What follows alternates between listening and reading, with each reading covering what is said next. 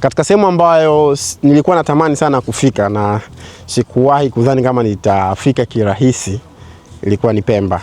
Na leo Mungu kajalia, leo niko Pemba. Lakini kitu ambacho kilichotuleta Pemba hapa ni kufanya kazi actually ya documentary.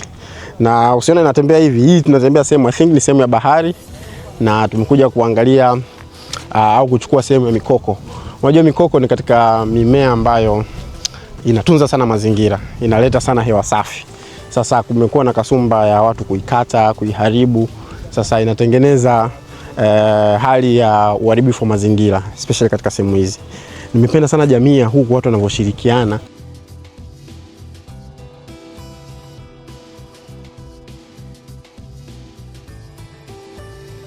Katika swala la kuhakikisha wana maintain hii mikoko. Na huku tunapoenda sasa hivi, watu wanahimizana, wanapanda, lakini pia wanapeana elimu.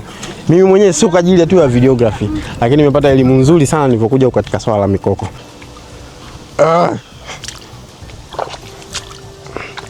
Jamani, mikoko hii, yani yote watu wanahangaikia oxygen tu. Eti oxygen, yani hewa nzuri tu, haina matunda, haina chochote. Lakini watu wanapambana na hewa nzuri. Lakini ndio maisha. So like twende pamoja na wewe utapata kidogo ABCD. Mimi nilikuwa sijui chochote kuhusiana na mikoko. Kwani nilikuwa naiogopa, nilikuwa nahisi nyoka wanakaa, kumbe hamna nyoka wala nini. Yeah.